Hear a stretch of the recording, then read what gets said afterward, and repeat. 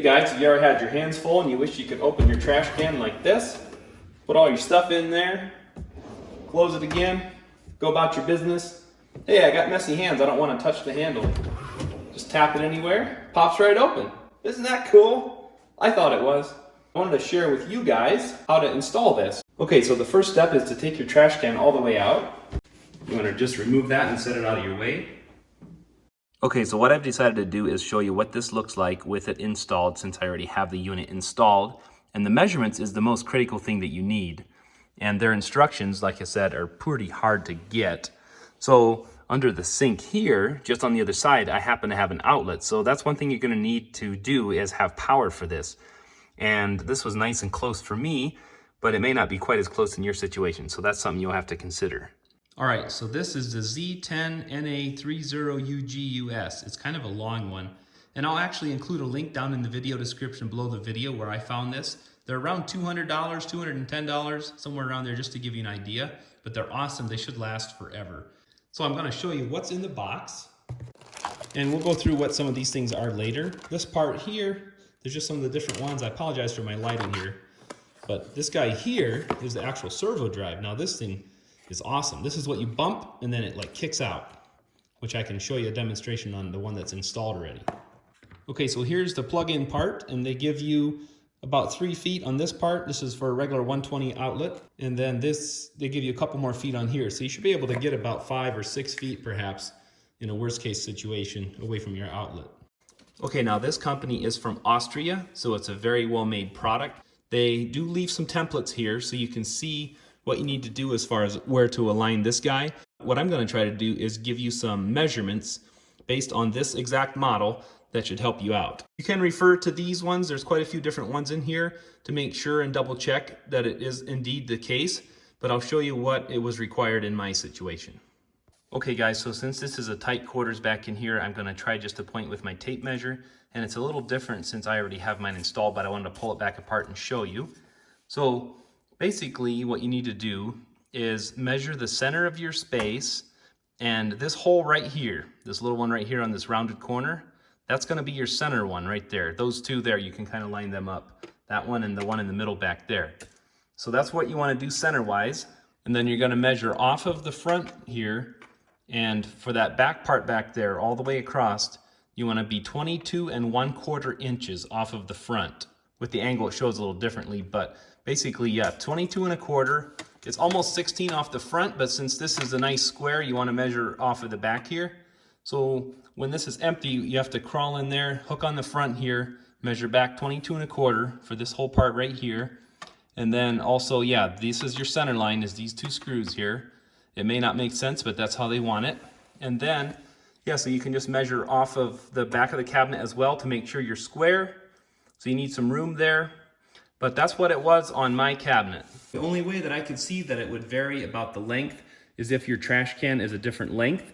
So mine is 21 inches exactly, measuring from against the front, not counting these things, but exactly against the front. My trash can is 21 inches. So that 22 1/4, I'm not sure if that just allows you 1 1/4 inches past whatever this is, but there is a pretty good chance of that. So if you do run into problems, the only thing is you can experiment and you can pull your screws out and move it according if you need to. But just to tell you, that's what I'm referencing off of because that's what mine is. So then you're gonna have to figure out where your electricity is gonna come from. And of course, mine's going to the right there. So again, I'm gonna point with the tape measure so you can route it whatever side your electricity is on, right in the very back, and then it won't get tangled back there. But also they send you these little adhesive clips that you can clip on right there. That way it'll keep the wire out of the way back there. Okay, so now I'm gonna point with the tape measure again. You see these 2 screws in the front right there? That's where this one right here is gonna set in. You're gonna screw right through the 2 front holes right there. Okay, so I can't really show it the best setting it in there because I'm in the way of the camera, but you wanna set that on right there.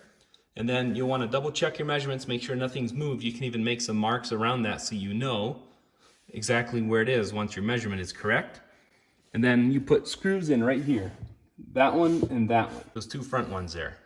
Okay, so again, I'm gonna point with my tape measure since I have to be back here a little bit. But so there's these things right here, top and bottom, these spring-loaded parts on either side. You can measure down from the top 3 1/4 inches, up from the bottom 3 1/4, that's to the center.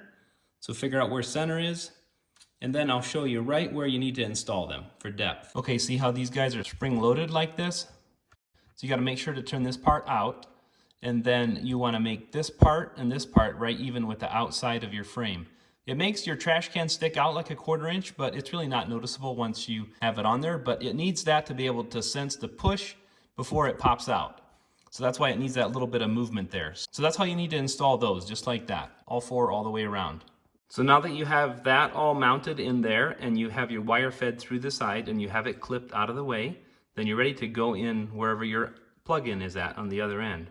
Okay, so then on this end where I ran out, and like I said, they give you 5 or so feet that you can do to your closest outlet.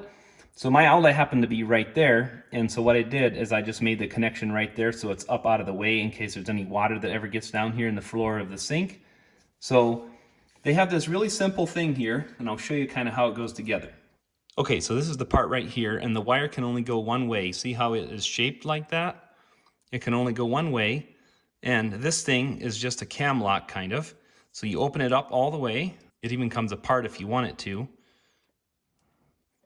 You feed the wire through like that, and then you feed the other wires through as well, as you can see back there in that part. Then when you're done, you can just close this cam lock, and those little spikes that are in there, they'll penetrate the wire and they'll make the connection. Then when you're done, you just simply cap the wire with these caps that come with it, and you're all done. So you can see just how it is back in there. So it is actually 24 volts DC, but that is a transformer there in the plug. So once you plug it in, the green light should come on the back of that plug. And then right there in the middle, there should be an orange light that comes on that one when it's working. So I just want to show you really quick how this works. So what it does is your trash can comes in like this, if I can push on it with this, and it pushes it back all the way, and then it keeps steady tension on it. See how the light goes out? And then what happens is you come along and you bump it, and that thing kicks back. That's how it works. So I'll just show you one time again. Pushes back till the light goes out. That's when your trash can is closed, and you come along and bump it. That's how it works. It's very simple. It's actually a very neat construction, I think. Very simple and very effective. See, now there you can see the little bit of a gap that I was talking about. It's a little more gap than your drawer is, but you won't really notice it for the most part. But that's what's needed, that little bit of spring-loaded action that makes it bump in and then it pushes out. So that's the purpose of that. All right, well, that's a very quick, simple install. It took me quite a while to figure it all out the first time. That's why I wanted to make this video and share it with you guys, since their instructions aren't very easy to follow. But I wanted to make some easy instructions, easy to follow. And I hope you guys enjoy this. And like I said, I'll include a link down in the video description below the video where you can get this if you want to check it out there. And I hope you enjoy having such an awesome feature on your trash can. I know we've had it for a couple years and we would never want to do without it. Alright guys, hope you enjoyed this video. If you did, give it a big thumbs up and subscribe to my channel. And thanks for watching.